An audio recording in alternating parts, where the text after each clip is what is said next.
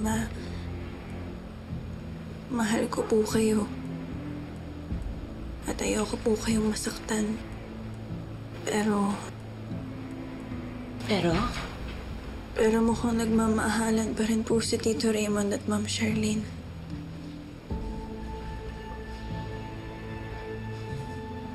Bakit? Ano nangyari sa loob ng guho at yun yung sinasabi mo?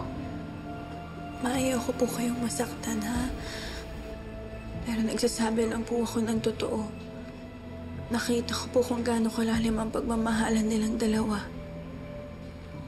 Hindi pa rin po sila nakaka-move on. Nag-aalala pa rin po sila para sa isa't isa. Mukhang marami po sila naging realizations dun sa guho.